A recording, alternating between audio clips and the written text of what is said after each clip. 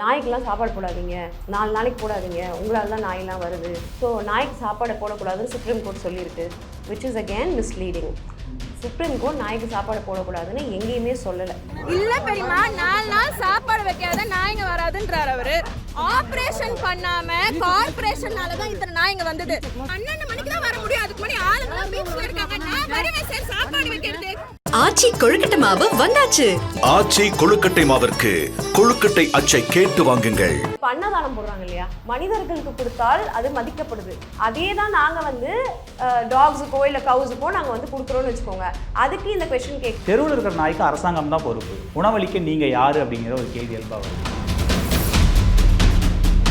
ஒரு நாய் இப்போ என்னை கடிச்சிச்சு அப்படின்னா அது ஃபஸ்ட்டு வெறி பிடிச்ச நாயாக இருக்குது, எல்லாரையுமே கடிக்க போகுதுன்னா ஆஸ் அ சிட்டிசனாக நான் காண்டாக்ட் பண்ணுவேங்க, கார்பரேஷனை காண்டாக்ட் பண்ணுவேன், அவங்களை வர சொல்லுவேன். இல்லை எப்படியாவது நான் அந்த நாயை கொண்டு போய் ஹாஸ்பிட்டலில் கொண்டு போய் அட்மிட் பண்ணி அதுக்கு என்ன தான் பிரச்சனைன்னு பார்ப்பேன். ஏன்னா அது மற்றவங்களை கடிக்கக்கூடாதுன்றதுக்காக. இது நான் நாய்க்கு சாப்பாடு போடுறேன் இல்லை மாடுகளை ரெஸ்கியூ பண்ணுறதுனால விஷயம் கிடையாது. நீங்களே சட்டத்தை கையில் எடுத்துக்கிறது, நாங்களே உங்களுக்கு உணவளிப்போங்கிறது சரியான பார்வை தானே? நாங்கள் தான் உணவளிப்போம்னு நாங்கள் சொல்லலை. நாங்கள் என்ன சொல்கிறோம், ஆயிரக்கணக்காவோ லட்சக்கணக்காவோ ஒரு நாய்களை கொண்டு போய் ஒரு இடத்துல அடைச்சிங்கன்னா அந்த இடத்துல நோய் தொற்றுகள் அதிகமாக தான் வரும். அதுங்களோட இப்போது ஒரு 10 நாய் ஒரு தெருவில் யூரின் பண்ணுது இல்லை என்ன சொல்கிறது கழிவுகள் பண்ணுது அப்படின்னும் போது லட்சக்கணக்கான கழிவுகளை க்ளீன் பண்ணுறதுக்கு ஃபஸ்ட்டு சிஸ்டம் அமைக்கணுமே. ஆனால் இந்த கடந்த 10 ஆண்டுகளில் எண்ணிக்கை அதிகமாகிடுச்சு. இப்போ என்ன பண்ணலாம்? அரசு எடுத்துகிட்டு போய் வைக்கிறதுக்கு ஷெல்டர் இல்லைங்க. இல்லாத ஷெல்டரை நீங்கள் க்ரியேட் பண்ணுறதுக்கு 15,000 கோடி ஆகும்னு சொல்கிறாங்க. ஓகேங்களா? இப்போ இது நான் இந்தியாவுக்கே கிடையாது, வெறும் டெல்லி NCRல இருக்கிற டாக்ஸ் 3 lakh டாக்ஸ்க்கு மட்டும் தான் நான் பேசுகிறேன். மாடை ரோட்டில் விட்டால் அந்த உரிமையாளர்கள் மேலே கைது நடவடிக்கை, மாட்டை கார்பரேஷன் ஆட்கள் பிடிச்சிட்டு போயிட்டாங்க, அதுக்கப்புறம் இவங்க போய் ஃபைன் கட்டி வாங்கிட்டு வந்ததெல்லாம் இருக்குது. நாயை தொடவே விட மாட்டீங்க. இப்போ குழந்தைங்களை கடிக்குது இல்லைங்க, அது நான் இல்லைன்னு சொல்ல மாட்டேன், அது நடக்கலைன்னு சொல்ல மாட்டேன். அதெல்லாம் சொன்னோன்னா போய் அது நம்ம அக்செப்ட் பண்ணி தான் ஆகணும். இப்போ நாயின்றது கடிக்க தான், அது ஒரு விலங்கு தான். ஓனாயை தான் நம்ம நாயாக மாற்றி நம்ம டொமஸ்டிகேட் பண்ணியிருக்கோம். என் தெருவில் 20 நாய் இருக்குது, உள்ளேயே என்னால் போக முடியல, 10 நாய் இங்கிருந்து அப்புறப்படுத்தியே ஆகணும். எனக்கு என்ன option? Vivo V60 Zeiss Portrait ESO Pro. Witness brilliance unfold in every curve and move with all new Vivo V60. Book now. Holidays nale adu namma GT Holidays da, South India's #1 travel brand. News glitz நேயர்களுக்கு வணக்கம். இன்றைய சிறப்பு நேர்காணலில் நம்மோடு சமூக செயற்பாட்டாளர் திரு பிரியா அவர்கள் இணைந்திருக்கிறார். அவரை வரவேற்று நிகழ்ச்சிகள் போகலாம். வணக்கம். வணக்கம். 2 நாளைக்கு முன்னாடி செய்தி தொலைக்காட்சியில் ஒரு சிசிடிவி ஒரு மொபைல் எடுத்த வீடியோ ஒன்று வந்தது. அது ஒரு பெரிய வைரல் ஆகுது. காவல்துறையினர் நீங்கள் ஏன் நாய்க்கு உணவளிக்கிறீங்க அப்படிங்கிற மாதிரியான ஒரு கேள்விகளும், உடை சார்ந்து நீங்கள் இப்படி பண்ணீங்கன்னா ஹராஸ்மெண்ட் நடக்காதா அப்படின்னு சில வார்த்தைகளை பயன்படுத்தினது சமூக வலைதளங்களில் பெரிய வைரல் ஆச்சு. உண்மையிலேயே அன்றைக்கி என்ன நடந்தது? ஓகே, அன்றைக்கி நடந்தது என்னென்னா, மற்றவங்களுக்கு இருக்கிற புரிதல் ஒரு 12 மணிக்கு ஒரு பொண்ணு பீச்சில் இருந்தால் அதை நல்லதுக்காக தானே அவரோட வேலையை தானே செய்கிறாரு. ஸோ என்ன சொல்கிறது, 12 மணிக்கு சுற்றினா இந்த மாதிரி ஹராஸ்மெண்ட்லாம் நடக்கும், போயிடுங்கன்னு அவர் ஒரு தப்பு நடக்கிறதுக்கு முன்னாடியே தடுத்துட்டாரு அப்படின்ற மாதிரி ஒரு புரிதல் இருக்கு இல்லையா. ஆனால் விஷயமே அதுக்கு ஆப்போசிட். என்னன்னா, அவங்க அன்னைக்கு தான் போலீஸுக்கு எங்களை தெரியுமானா அப்படி கிடையாது. 20 வருஷமா தெரியும். அவங்களோட சப்போர்ட் இல்லாமல் 20 வருஷமா நாய்களுக்கு உணவளிக்கிறன்றது ஒரு இம்பாசிபிளான ஒரு விஷயம். ஏன்னா பீச்லன்றது ஒரு பப்ளிக் பிளேஸ். அதில் நம்ம பப்ளிக் இருக்கும் போது நம்மளால சாப்பாடு போட முடியாது. அதனால பப்ளிக்லாம் போயிட்ட பிறகு க்ளோஸ் பண்ணுற டைமுக்கு தான் நம்ம போயிட்டு அதை நம்ம செய்ய முடியும். இது இத்தனை காலமாக இத்தனை வருஷமாக ஏன் அன்னைக்கு வரைக்குமே போலீஸ் தான் நம்மளுக்கு சப்போர்ட் பண்ணி சாப்பாடு போடுறதுக்கு ஹெல்ப் பண்ணியிருக்காங்க, ரெஸ்கியூக்கு ஹெல்ப் பண்ணியிருக்காங்க. அவங்களே நம்மளை ரெஸ்கியூக்கு கூப்பிடுவாங்க ஏதாவது நாய்கள் இருக்குன்னா.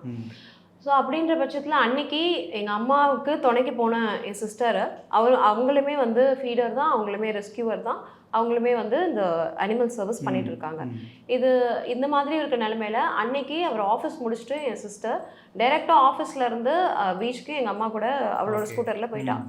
அவள் அன்றைக்கி ஸ்லீவ்லெஸ் போட்டிருந்த ஒரே காரணத்தினால ஒரு யூஷுவலான ஒரு மனநிலையில் ஒரு ஆண்மகன் என்ன நினைப்பாங்கன்னா, ஓகே சுடிதார் போட்டவங்கலாம் நல்லவங்க, ஸ்லீவ்லெஸ் போட்டுட்டு மாடர்ன் ட்ரெஸ்லாம் போடுறவங்க அந்த கேர்ள்ஸ் நல்ல பொண்ணு கிடையாதுன்ற மாதிரி ஒரு புரிதலில் தான் அவர் கேட்ட கேள்விகளே அந்த மாதிரி தான் இருந்தது. 12 மணிக்கெலாம் உங்களுக்கு இங்கே என்ன வேலை, என்ன பண்ணுறீங்க, சுற்றி 10 நாய் இருக்குது, அந்த பொண்ணு நாய் கூட விளையாடிட்டு சாப்பாடு, எங்கள் அம்மா அந்த பக்கம் சாப்பாடு போட்டுட்டு இருக்காங்க, பெரியம்மா அங்கே இருக்காங்க சார், நாங்கள் அவங்க துணைக்கு வந்தேன் அப்படின்னு சொல்லும் போது அப்போ தான் வந்து அவள் அதுக்கு பதில் சொல்லிட்டா. அதுக்கு வந்து அவருக்கு பதில் இல்லைன்னு உடனே ஹி ஸ்டார்டட் சேயிங், இந்த மாதிரி நாய்க்கெல்லாம் சாப்பாடு போடாதீங்க, 4 நாளைக்கு போடாதீங்க, உங்களால் தான் நாயெல்லாம் வருது, ஸோ நாய்க்கு சாப்பாடு போடக்கூடாதுன்னு சுப்ரீம் கோர்ட் சொல்லியிருக்கு, which is again misleading. Supreme court நாய்க்கு சாப்பாடு போடக்கூடாதுன்னு எங்கேயுமே சொல்லலை. ஸோ ஆக்சுவலாக சுப்ரீம் கோர்ட் எங்களை சாப்பாடு போட தான் சொல்லியிருக்கு. சுப்ரீம் கோர்ட் ஆர்டர் என்னென்னா, அதுவுமே வேர்டிக்ட் வரலை, இப்போ கொடுத்துருக்க ஆர்டர் தான் அது செகண்ட் ஹியரிங்கில். சுப்ரீம் கோர்ட்டோட ஆர்டர் என்னென்னா, சாப்பாடு போடலாம், எங்களை ஃபீடர்ஸ்னு ரெக்கக்னைஸ் பண்ணியிருக்கிறது சுப்ரீம் கோர்ட். சாப்பாடு உணவு வந்து நாய்களுக்கு எவ்வளோ தேவைன்னு உறுதி பண்ணியிருக்கிறது சுப்ரீம் கோர்ட். அதனால தான் அவங்க வந்து கரெக்டான ஒரு ஃபீடிங் ஸ்பாட்டை வந்து முனிசிபாலிட்டி கிட்ட நீங்கள் வந்து க்ரியேட் பண்ணி தரணும்னு சொல்லியிருக்கு. அப்படின்ற பட்சத்தில் ஃபீடிங் இல்லீகல், அது ஃபீட் பண்ணால் 25,000 ரூபாய் ஃபைனு, 2 லட்ச ரூபாய் ஃபைனுன்ற மாதிரி மிஸ்லீடிங் இன்ஃபர்மேஷன் ஒரு ஃபேக் மீடியாஸ்னால போய்கிட்டே தான் இருக்குது. இது வந்து மக்களே திசை திருப்புதல், டிவைட் அண்ட் ரூல் மாதிரி 2 பேரும் டிவைட் பண்ணுறாங்க. 3 வாரத்துக்கு முன்னாடி வரைக்கும் இந்த பிரச்சனை இல்லையே, என்னதான் சில பேருக்கு நாய்களுக்கு உணவளிப்பது பிடிக்கல அப்படின்னாலும் அது வந்து சட்டம் எங்களை பாதுகாக்குது, we are lawfully feeding போது அதை வந்து அக்செப்ட் பண்ணிக்கிட்டாங்க. இப்போ தேவையில்லாத மிஸ்லீடிங் பொய்யான வதந்தியை பரப்புறதுனால சாப்பாடு போடுறது வந்து சுப்ரீம் கோர்ட் குற்றம்னு சொல்லியிருக்குன்னு சொல்லி ஒரு வதந்தியை பரப்பிருக்காங்க. இதில் இந்த நாய் விவகாரம் நம்ம தனியாக பேசுவோம். இதில் இந்த அவங்க அந்த உடை பற்றி பேசுறது ஒரு ப்ரீ ஜட்ஜ்மெண்ட்டாக அவங்க இதை அணுகுறாங்க இந்த விஷயம் அப்படின்னு நிறைய அதுக்கு கீழே நிறைய கமெண்ட்டுகளை நான் பார்த்தோம். இவங்க இப்படியே தான் பண்ணுறாங்க, ஒரு உடையை போட்டு போனாலே உடனே ஹராஸ் பண்ணிடுவாங்கன்றது காவல்துறை இந்த மனநிலையில் இருந்தால் எப்படி அப்படிங்கிற மாதிரி நிறைய கருத்துக்களை பார்த்தோம். அது அப்படி தான் காவல்துறை அணுகுச்சுன்னு நீங்கள் நினைக்கிறீங்களா அந்த விஷயத்தை? இவ்வளோ நாள் இருந்த காவல்துறை அப்படி எங்களை அணுகலையே, இவ்வளோ நாள் இருந்த காவல்துறை எங்களுக்கு பாதுகாப்பு தானே கொடுத்துருக்கு. நான் காவல்துறையோ மொத்தமாக வந்து நாங்கள் வந்து ப்ளேம் பண்ணலை, ஏன்னா அது வந்து அப்படி சொன்னால் அது போய், ஏன்னா அவங்க சப்போர்ட் இல்லாமல் எங்களால் இது பண்ணியிருக்க முடியாது. ஏன்னா திருவான்மியூர்னு பார்த்தீங்கன்னா பாதி சைடு வந்து திருவான்மியூர் சைட் ஸ்டேஷனுக்கு வரும், இந்த பக்கம் பார்த்தீங்கன்னா நீலாங்கரை ஸ்டேஷனுக்கு வரும். இது வரைக்கும் எங்களுக்கு ஹராஸ்மெண்ட்டே நடக்கலையா? ஹராஸ்மெண்ட்ன்றது ப்ளீஸ் எல்லாரும் புரிஞ்சுக்கோங்க, செக்ஷுவல் ஹராஸ்மெண்ட் வேற, ஹராஸ்மெண்ட்ன்றது வேற. ஹராஸ்மெண்ட்ன்றது நம்மளை வந்து தொந்தரவு பண்ணுறது தான் வந்து ஹராஸ்மெண்ட்ன்றது வேர்டுக்கு அர்த்தம். அது நிறைய பேர் வந்து நிறைய மீடியாக்களில் பாலியல் தொந்தரவு கொடுத்தாங்க அப்படியெல்லாம் கிடையாது, அது வந்து பொய். ஃபஸ்ட்டு ஹராஸ்மெண்ட்டுக்கு மீனிங் தெரிஞ்சுட்டு people should start talking. Police வந்து எங்களுக்கு சப்போர்ட் பண்ணியிருக்காங்க, எங்கெல்லாம் சப்போர்ட் பண்ணியிருக்காங்கன்னு சொல்லிடுறேன். மற்ற பப்ளிக் வந்து டாக் சாப்பாடு போடக்கூடாதுன்னு நினைக்கிறவங்க எங்களை அவங்க ஹராஸ் பண்ணும்போது அவங்க வந்து நம்மளை வந்து இந்த மாதிரி தடுத்து நிறுத்தும் போது, இல்லைங்க அவங்க வந்து அமைதியாக போட்டுட்ருக்காங்க, அது அவங்க லீகலாக பண்ணிட்டு இருக்காங்க, நீங்கள் வந்து அவங்கள டிஸ்டர்ப் பண்ணக்கூடாதுன்னு சொல்லி எங்கள் கூட நின்று இருக்கு. இந்த பர்டிகுலர் போலீஸ் அவர் கூட இருந்தவர், இந்த 2 பேர் மட்டும்தான் மெயினாக இந்த கார்த்திக் அவர் மட்டும்தான் இந்த மாதிரி ஒரு பார்வையில் பார்த்து இந்த மாதிரி ஒரு ஜட்ஜ்மெண்ட்னால இந்த பொண்ணு ஸ்லீவ்லெஸ் போட்டிருக்க, நம்ம இந்த பொண்ணை போய் நம்ம கேள்வி கேட்போம் அப்படின்ற ஒரே காரணத்துக்காக அவர் பண்ண தப்பு தான் நான் சொல்லுவேனே தவிர மொத்த காவல்துறையும் நான் நிச்சயமாக வந்து சொல்ல மாட்டேன். இதில் இந்த நாய்க்கு உணவளிக்கிறது, இரவு நேரங்களில் உணவளிக்கிறீங்க, நிறைய பேர் இது பண்ணுறீங்க, இது ஒரு பெரிய பேசுபொருளாக இருக்குது. எல்லாருக்கும் இருக்கிற ஒரு அடிப்படையான கேள்வி என்னென்னா, நாய்க்கு ஃபுட்டு போடுறதுக்கு நீங்கள் யார்? நீங்கள் என்ன அரசாங்கமா அப்படிங்கிற ஒரு கேள்வி இயல்பாக வருது. தெருவில் இருக்கிற நாயை பராமரிக்க வேண்டியது அந்த நாய்க்கு சொந்தமானது அரசாங்கம். உங்கள் வீட்டுக்குள்ளே இருக்கிற நாய்க்கு நீங்கள் என்ன வேணால் பண்ணிக்கோங்க, தெருவில் இருக்கிற நாய்க்கு அரசாங்கம் தான் பொறுப்பு. உணவளிக்க நீங்கள் யார் அப்படிங்கிற ஒரு கேள்வி இயல்பாக வருது. எனக்கும் அந்த கேள்வி தான், நீங்கள் யார் முதல்ல இந்த நாய்க்கு உணவளிக்க? இதுக்கு ஒரு பேக் எண்ட் ஸ்டோரி இருக்குங்க. இப்போ இந்த உலகத்தில், அதாவது இந்த உலகம் விட்டுருங்க, இந்த நாட்டில் வாழ்கிற எல்லா உயிரினத்துக்கும் யார் ஓனர் அப்படின்னு கேட்டிங்கன்னா நம்ம கவர்மெண்ட் தான் ஓனர். ஸோ இப்போ இவ்வளோ உயிரினங்களில் யாரெல்லாம் நம்ம வந்து உணவளித்து பாதுகாக்கணும் அப்படின்னு சொல்லிட்டு பர்டிகுலராக தனித்தனியாக பிரிவினைகள் இருக்குது. இந்த விலங்கெல்லாம் வந்து யூனியன், அதாவது சென்ட்ரல் பார்த்துக்கணும், இந்த உயிரினங்கள் எல்லாம் வந்து ஸ்டேட் பார்த்துக்கணும் அப்படின்னு சொல்லிட்டு இருக்குது. அப்படின்ற பட்சத்தில் இது யார் உணவளிக்கணும்னா இது வந்து கவர்மெண்ட் தான் உணவு அளிக்கணும், ஆனால் அவங்க அளிக்கலை. ஓகேங்களா? இப்போ எங்களை மாதிரி ஒரு இண்டிவிஜுவலா இருக்கிறவங்க நம்ம வந்து வாசல்ல சாப்பாடு வச்சது வந்து நம்ம எந்த காலத்துல இருந்தோ இருக்கு. நம்ம சாப்பாடு மீந்து போனதை நம்ம வந்து வாசல்ல வச்ச பழக்கம். ஸோ அதை வந்து சில பேர் வந்து இப்போ நாய் ரோட்ல பசியா இருக்கு, இப்போ நம்ம எங்க வீட்டில் நாங்கள் வந்து ஒரு ஸ்ட்ரே டாக் தான் அடாப்ட் பண்ணி வளர்க்குறோம். நாங்கள் வச்சிருக்கிறது எல்லாமே நம்ம ஸ்ட்ரீட் டாக்ஸ் நம்ம ரெஸ்கியூ பண்ணி அடாப்ட் பண்ணது தான், ப்ரீட் டாக்ஸ்லாம் கிடையாது. ஸோ இந்த மாதிரி சுச்சுவேஷனில் நம்ம அதுக்கு வச்சுட்டு இப்போ ரோட்டில் ஒரு நாயை பார்க்கும்போது அதுக்குமே நம்ம வைப்போமே அப்படின்னு ஸ்டார்ட் பண்ண விஷயம் தான். ஏன்னா அதுங்க பசியாக இருக்கே அப்படின்னு, அதுங்களுக்கு அடிபட்டிருக்கே, சரி நம்ம ஹாஸ்பிட்டல் கூட்டு போவோம் அப்படின்னு சொல்லி ஆரம்பித்த விஷயங்கள் தான் இந்த ஃபீடிங் ரெஸ்கியூங் எல்லாமே. இப்போ பண்ணுற எல்லாருமே அப்படி தான் ஆரம்பிச்சிருப்பாங்க. இது என்னன்னா ஒருத்தருக்குமே கான்ஸ்டிடியூஷனல் ரைட்ஸ் இருக்கு to show compassion towards every single living being. It is there in the constitution. அப்படின்ற பட்சத்தில் நாங்கள் கவர்மெண்ட்டுக்கு சப்போர்ட் பண்ணி எங்களோட காசை போட்டு நாங்கள் வந்து சாப்பாடு போடுறதுனால போடணும். உங்களை விட அரசாங்கத்துக்கு தானே அந்த நாய் மேல அதிக உரிமை இருக்கு. இப்போ இதுக்கு நான் இன்னொரு எதிர்கேள்வி கேட்கலாம் அப்படின்னு பாத்தீங்கன்னா, அரசாங்கமே எல்லாத்தையும் பண்ணணும் அப்படின்னு நம்ம வாழ்ந்தோம்னா நிறைய விஷயங்கள் நம்மளுக்கு வந்து கிடைக்க போறது கிடையாது. கரெக்டுங்களா? இன்னொன்னு நான் சொல்லிடுறேன். இன்னொன்னு இப்ப பாத்தீங்கன்னா, இப்ப அன்னதானம் போடுறாங்க இல்லையா, மனிதர்களுக்கு கொடுத்தால் அது மதிக்கப்படுது. அதே தான் நாங்கள் வந்து டாக்ஸுக்கோ இல்லை கவுஸுக்கோ நாங்கள் வந்து கொடுக்குறோன்னு வச்சுக்கோங்க. அதுக்கு இந்த கொஸ்டின் கேட்குது. கரெக்ட். இப்போ என்னன்னா, கைவிடப்பட்டோர், பிச்சைக்காரர்கள், இவங்க எல்லாத்துக்கும் அரசு தான் பிச்சைக்காரர் மறுவாழ்வு மையம், கைவிடப்பட்டவங்களுக்கான விடுதி அரசு தான் பண்ணி கொடுக்குது. அதில் யாராவது போய் நீங்கள் அந்த விடுதியிலையோ அந்த மறுவாழ்வு மையத்திலையோ நீங்கள் போய் அவங்களுக்கு உணவு கொடுக்கலாம், என்ன வேணால் பண்ணலாம். சரிங்களா? அதில் எந்த சிக்கலும் இல்லை. அதே மாதிரி அரசு இதுக்கு பொறுப்பேற்றுக்குது. நாங்கள் இந்த நாய் இன்னைக்கு அதிகமாக இருக்குது, நாங்கள் இதை கூட்டு போய் நாங்கள் ஏதோ ஒரு ஃபீடிங்கில் வச்சுக்கிறோம், இல்லை வேறு ஏதாவது பண்ணுறோம், அரசு அது மேலே ஒரு உரிமை எடுத்துக்குது. நீங்கள் நடுவில் பூந்து அதெல்லாம் முடியாது, நாங்கள் விடமாட்டோன்னு ஒரு இடத்துக்கு வரீங்கல்ல, அங்கே தான் பிரச்சனை ஆரம்பிக்குது. அரசு எடுத்துட்டு போய் வைக்கிறதுக்கு ஷெல்டர் இல்லைங்க. இல்லாத ஷெல்டரை நீங்கள் கிரியேட் பண்ணுறதுக்கு 15,000 கோடி ஆகும்னு சொல்கிறாங்க. ஓகேங்களா? இப்போ இது வந்து இந்தியாவுக்கே கிடையாது, வெறும் வந்து டெல்லி என்சிஆரில் இருக்கிற டாக்ஸ் 3 lakh டாக்ஸ்க்கு மட்டும் தான் நான் பேசுகிறேன். ஸோ அப்படின்னும் போது அதுக்கு கொடுக்கக்கூடிய பட்ஜெட்ஸ் இருக்குது தெரியுங்களா, அது நம்ம மனுஷ வாழ்வுக்கு கொடுத்தா அது நம்ம மனுஷ வாழ்வு இன்னும் பெட்டராக ஆகலாம். நிறைய வந்து பப்ளிக்குக்கான வந்து சர்வீசஸ் அந்த மாதிரி ஆப்ஷன்ஸ்லாம் நிறைய இருக்குது. அதில் நம்ம வந்து அவ்வளோ கோடியாக எடுத்து செலவு பண்ணி அதை வந்து நம்ம மனிதர்கள் வாழ்கிறதுக்கு யூஸ் பண்ணணுமா, இல்லை அவ்வளோத்தையும் கொண்டு போய் ஒரு ஷெல்டர் கட்டுறதுக்கு அவ்வளோ பெரிய ஷெல்டரு, அதுவும் 3000 ஷெல்டர் நம்ம கட்டணும்னா அதுங்களுக்கு ஆள் போடணும், அதுங்களுக்கு சாப்பாடு கொடுக்கணும். அது அரசு கவலைப்படும் மேடம். நீங்க எவ்வளவோ நிதி ஒதுக்குறாங்க, அதான் சொல்றேன்ல, இதுக்கு அரசு தான் பொறுப்பு. நீங்க உங்க குற்றச்சாட்டு இந்த ஷெல்டர் அமைக்கிறது எல்லாத்தையும் நீங்க அரசு தான் பிளேம் பண்ணும். அரசு நோக்கி போராடுங்க. ஏன் ஷெல்டர் அமைக்கலன்னு முதலமைச்சர் சந்திச்சு கோரிக்கை மனு கொடுங்க, சம்பந்தப்பட்ட மினிஸ்ட்ரி நம்ம இது போடுங்க. நீங்களே சட்டத்தை கையில் எடுத்துக்கிறது, நாங்களே உங்களுக்கு உணவளிப்போங்கிறது சரியான பார்வை தானா? நாங்க தான் உணவளிப்போம்னு நாங்க சொல்லல. நாங்க என்ன சொல்றோம், நீங்களே உணவளிங்கன்னு சொல்றோம். ஆனா நீங்க அதை எடுத்துட்டு போயிட்டு கொண்டு போய் ஒரே இடத்துல போடும் போது, ஒரு டாக்ன்றது ஒரு டெரிட்டோரியல் அனிமலுங்க. இப்போ பக்கத்து தெருவுல இருந்து ஒரு நாய் வந்தாலே இந்த நாய் சண்டை போட்டு அதனால பிரச்சனைகள் கடிகள்லாம் வரும். அதனால அந்த டாகுக்கு ரேபிஸ் இருந்தா இது கூட பரவும். இந்த மாதிரி மொத்தமா கொண்டு போய் ஆயிரக்கணக்காவோ லட்சக்கணக்காவோ ஒரு நாய்களை கொண்டு போய் ஒரு இடத்துல அடைச்சிங்கன்னா அந்த இடத்துல நோய் தொற்றுகள் அதிகமாக தான் வரும். அதுங்களோட இப்போ ஒரு 10 நாய் ஒரு தெருவுல வந்து யூரின் பண்ணிடுது, இல்லை வந்து என்ன சொல்றது கழிவுகள் பண்ணுது அப்படின்னும் போது லட்சக்கணக்கான கழிவுகளை கிளீன் பண்றதுக்கு ஃபர்ஸ்ட் சிஸ்டம் அமைக்கணுமே. அது வந்து இந்த அரசாங்கம் பண்ணுமா அப்படின்னா பண்ணாது. ஏன்னு நான் சொல்றேன், இப்போ அனிமல் பர்த் கண்ட்ரோல்ன்றது நம்மளுக்கு வந்து இம்ப்ளிமெண்ட் பண்ணப்பட்டது இல்லையா, அது எதுக்காக இம்ப்ளிமெண்ட் பண்ணப்பட்டது அப்படின்னு பாத்தீங்கன்னா, இப்போ நாய்கள் இங்க இருக்கக்கூடாதுன்னு சொல்ற மாதிரி முன்னாடி நாய்கள் இருக்கக்கூடாதுன்னு சொல்லி மொத்தமா மாஸ் கில்லிங் பண்ணிட்டு இருந்தாங்க. அதுதான் டேட்டா. அது வந்து நம்மளுக்கு ஃப்ரூட்ஃபுல்லா இல்லை, அது வந்து இன்ஹியூமேனா இருக்கு. நிறைய நாடுகள்ல வந்து அனிமல் பர்த் கண்ட்ரோல் மூலமா நம்ம வந்து நாயோட இனப்பெருக்கத்தை கம்மி பண்ணி அதுங்களுக்கு வேக்சினேஷன் கொடுக்கும்போது ரேபிஸ் அப்பதான் கம்மி ஆகுது அப்படின்னு சொல்லிட்டு அதை இம்ப்ளிமெண்ட் பண்ணாங்க. ஸோ சாதாரணமாக ஒரு ரூலை இம்ப்ளிமெண்ட் பண்ணி அதுக்கு கோடியாக அலாட் பண்ண மாட்டாங்க கவர்மெண்ட் இல்லைங்களா. ஸோ கவர்மெண்ட் வந்து அதுக்கு வந்து வருஷம் இப்போ தமிழ்நாடு மட்டுமே எடுத்துக்கிட்டிங்கன்னா இந்த வருஷத்துக்கு 20 கோடி ரூபாய் அலாட் பண்ணியிருக்காங்க. ஆக்சுவலாக அது அதிகமானு கேட்டிங்கன்னா கம்மி. ஏன்னா தமிழ்நாடுன்றது சென்னை மட்டும் கிடையாது இல்லைங்களா, இது வந்து பெரிய எவ்வளவோ ஸ்டேட்ஸ் இருக்கு, எவ்வளவோ ஊர் இருக்கு.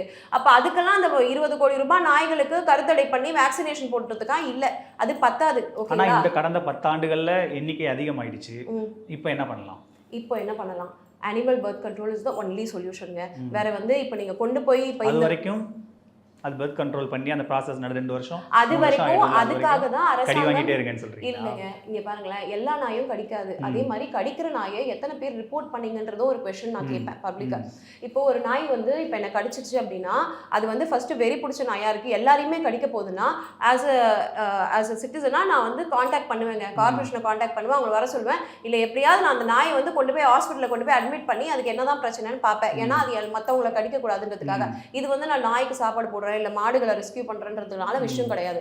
That is what everybody should do. Correct. இப்போ நீங்க உங்களால ஒரு நாய் பார்க்க முடியும், 2 நாய் பார்க்க முடியும். நீங்க எவ்வளவு நாய்கள் இருக்கு, எத்தனை பேரை கடிக்குது, டெய்லி எத்தனை கேசஸ் ரிப்போர்ட் ஆகுது, அதுக்கெல்லாம் யார் பொறுப்பு எடுத்துக்கிறது? ஓகே, இதுக்கெல்லாம் பொறுப்பு வந்து அரசு தான். நீங்க அரசு தான் ப்ளேம் பண்ணணும். நான் அரசை தான் ப்ளேம் பண்றேன், நீங்க எல்லாம் தான் அரசை ப்ளேம் பண்ணல. நீங்க ப்ளேம் பண்ணாதான் பிரச்சனை. என்னன்னா அந்த பொறுப்பை நீங்க எடுத்துக்கிறீங்க. நீங்க எடுத்து அதான் திரும்ப அந்த கேள்வி, நீங்க யார் அந்த பொறுப்பு எடுத்துக்க?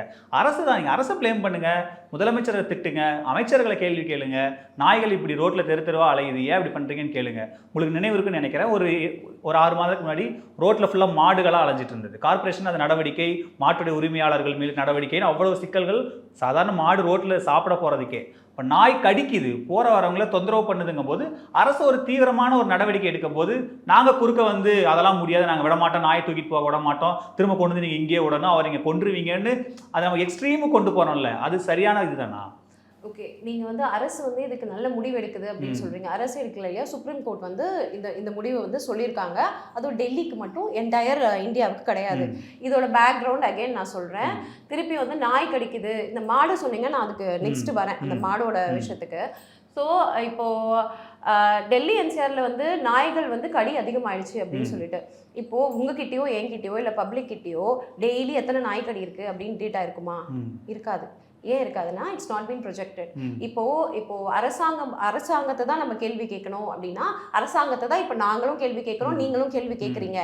அரசாங்கம் அதாவது இப்போ இந்த டேட்டா ப்ரொஜெக்ட் பண்ணியிருக்காங்க இல்லையா, இப்போ வந்து 57 ரேபிஸ் டெத்து அந்த மாதிரி, அந்த டெத்து டேட்டா இப்போ தான் வெளியில் வந்திருக்கு. அது 10 இருக்கும் போது இருக்கிற டேட்டா உங்ககிட்ட இருக்குது. 10 நம்பரு இல்லை 5 பேர் இறந்துருக்காங்க, 15 பேர் இறந்துருக்காங்க அப்படின்னும் போது, அப்போ அந்த டைமில் அப்பயே வந்து இந்த மாதிரி ஒரு முடிவு எடுக்கலை. இல்லை வந்து அப்போ வந்து ரைட்டான டிபார்ட்மெண்ட் கிட்ட இவ்வளோ கோடி ரூபாவை வந்து நான் வந்து வருஷம் நான் அலாட் பண்ணிட்டு இருக்கேன், நீ அனிமல் பர்த் கண்ட்ரோல் பண்ணி வேக்சினேஷன் வந்து டிரைவ் ப்ராப்பராக இருந்திருந்ததுன்னா இப்போ பாப்புலேஷனும் கம்மியாக இருக்கும்.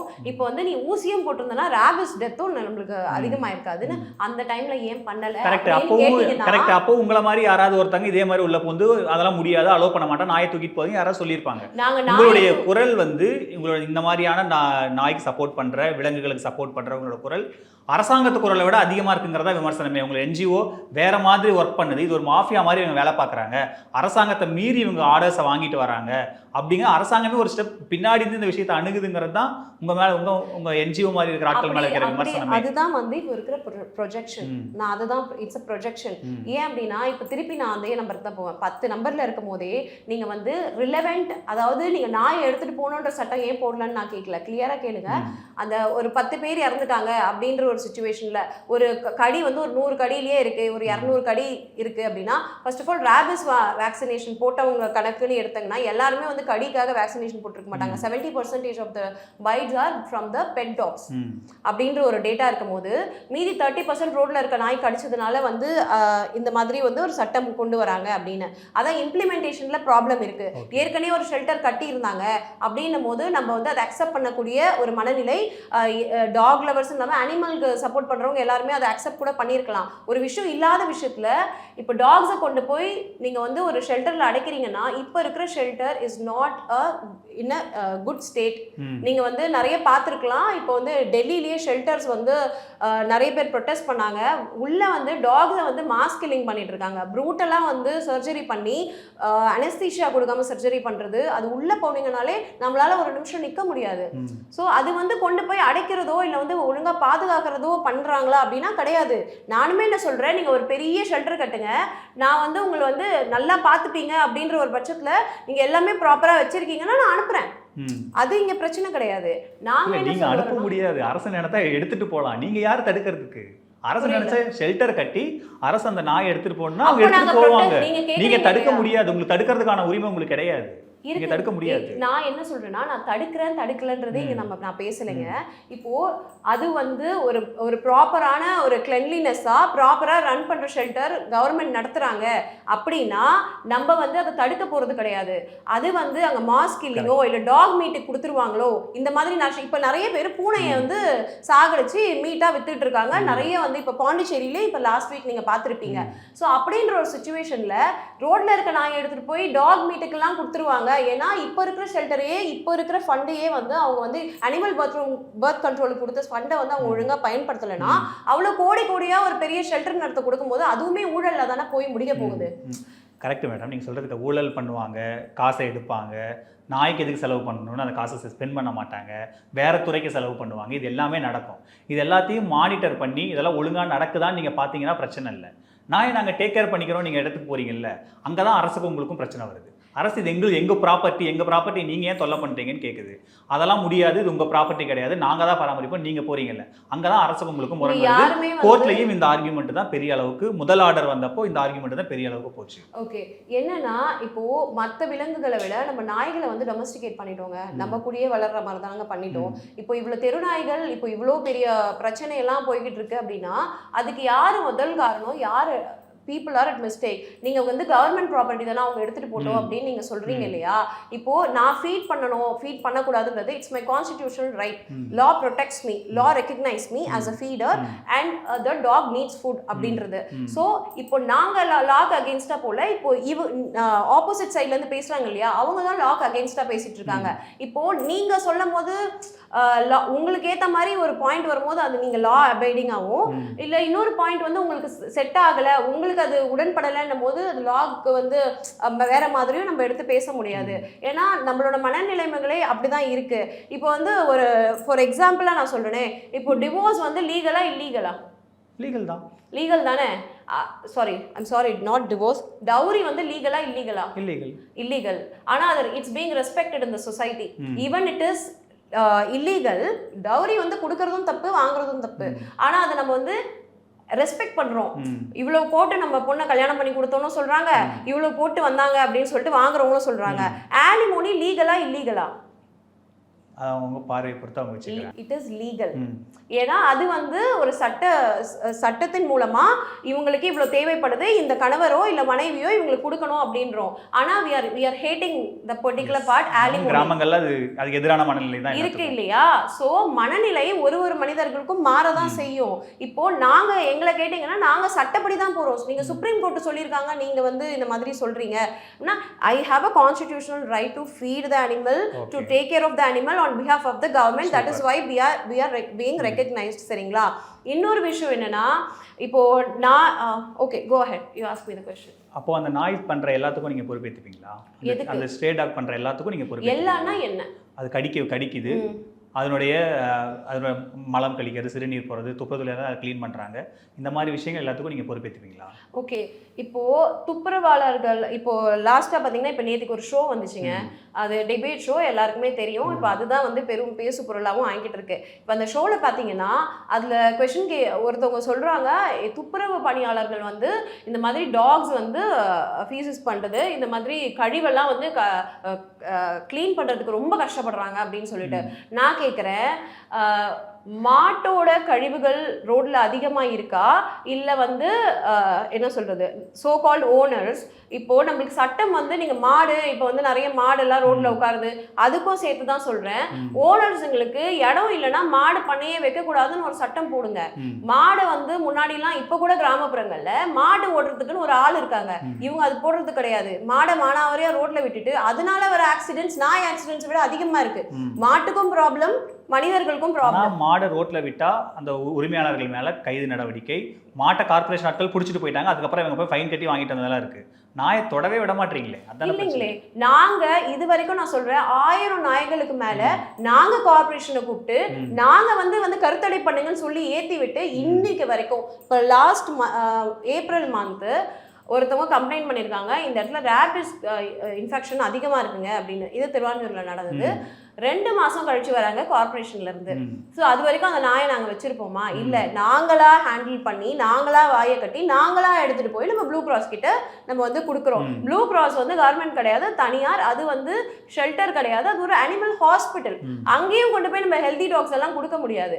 இப்போ சார், இப்போ ஊசி போட வாங்கன்னு சொல்றோம், 2 மாதம் கழிச்சு ஃபோன் பண்றாங்க, நாங்கள் வந்து வேக்சினேஷன் டிரைவுக்கு வரோம் அப்படின்னு சொல்லிட்டு. வேக்சினேஷன் டிரைவுக்கு வராங்க. இப்போ வந்து நார்மலாக ஒரு தெருவில் 10 நாய் இருக்கும், ஒரு 15 நாய் இருக்கும்னு வச்சுக்கோங்களேன், ஒரு பெரிய தெருவாக இருந்தால். பீச்சுன்றது ரொம்ப பெருசு, ஒரு 60-65 நாயாவது இருக்கும் நிச்சயமா. 65 நாய்க்கு ஊசி போடுறதுக்கு வந்திருக்காங்க, 17 ஊசி எடுத்துக்கிட்டு. நம்ம பிடிச்சி தரத்துக்கு நம்மளுக்கு தான் கால் பண்ணுறாங்க. இப்போ டாக் ஃபீடர்ஸ் எந்த இடத்துல யூஸ் ஆகணும்னு நான் சொல்லிடுறேன். இப்போ எல்லா நாயும் போய் நீங்க போட்டு நெட்டெல்லாம் போட்டு பிடிக்க முடியாதுங்க.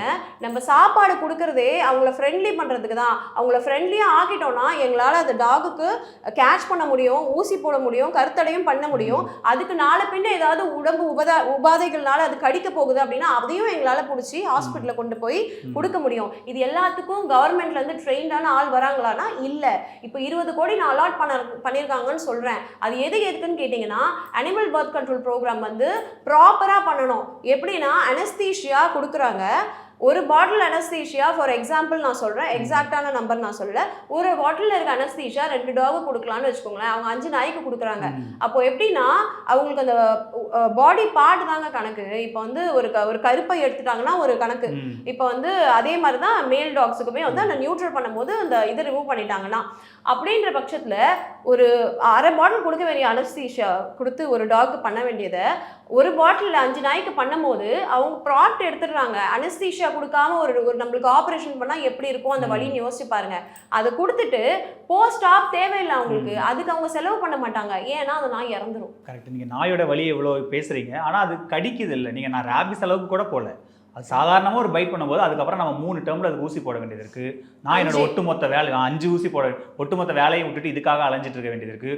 ஒருவேளை நமக்கு ரேபிஸாக இருக்குமோன்னு ஒரு மன உளைச்சல், ஒருவேளை அந்த நாய்க்கு ரேபிஸ் வந்து நமக்கு அது ரொம்ப ஒரு 7 வருஷத்துக்கு அப்புறம் 5 வருஷத்துக்கு அப்புறம் காட்டுமோங்கிற மன உளைச்சல். இவ்வளோ மன உளைச்சலோட நான் ஏன் அந்த நாய்களோட சொசைட்டியில் உயிர் வாழணுன்ற ஒரு கேள்வி. இப்போ குழந்தைங்களை கடிக்குது இல்லைங்க, அது வந்து நான் வந்து இல்லைன்னு சொல்ல மாட்டேன், அது நடக்கலன்னு சொல்ல மாட்டேன். அதெல்லாம் சொல்லணும்னா போய் அது வந்து நம்ம அக்செப்ட் பண்ணி தான் ஆகணும். இப்போ நாயின்றது கடிக்க தான், அது ஒரு விலங்கு தான். ஓனாயை தான் நம்ம நாயை மாற்றி நம்ம வந்து டொமஸ்டிகேட் பண்ணியிருக்கோம். சி ஆஸ் அ ஹியூமனா நம்ம ஒரு விஷயத்தை டொமஸ்டிகேட் பண்ணியிருக்கோம்னா அதுக்கு ஹியூமனா நம்ம இதுக்கு நம்மளோட மூதாதையர்கள் அதை பண்ணியிருந்தாலும் அதோட ரெஸ்பான்சிபிலிட்டி நம்ம மேலே தாங்க விடுது. இப்போ அங்கே இப்போ இவ்வளோ பிரச்சனைக்கு காரணம் அப்படின்னு பார்த்தீங்கன்னா ப்ரீட் டாக்ஸ் வளர்க்குறாங்கங்க. ஃபஸ்ட்டு அதை தடை பண்ணுங்க. ப்ரீட் டாக்ஸ் எதுக்கு நம்ம நாட்டு நாயெல்லாம் தெருவில் சுற்றுது, அதை இனப்பெருக்கம் பண்ணி அதுக்கு சாப்பாடு இல்லாமல் ரோட்டில் ஃபுல்லாக சுற்றிட்டு இருக்கு.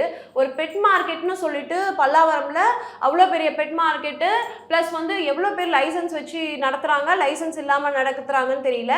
அதை தாண்டி பார்த்தீங்கன்னா எக்ஸாட்டிக் அனிமல்ஸ்னு அது வேற வந்துருச்சு. இப்போது இதெல்லாம் நம்மளை வந்து அதெல்லாம் நம்ம தடை செய்யாத மாதிரி இருக்கும் போது இப்போ இருக்கிற பிரச்சனை பார்த்தீங்கன்னா தெருநாய் அதிகமாக போனதுனால இப்போ ஒரு தெருவில் 10 நாயோ இல்லை 5 நாயோ இருக்கிறது நம்ம பிரச்சனை இல்லை.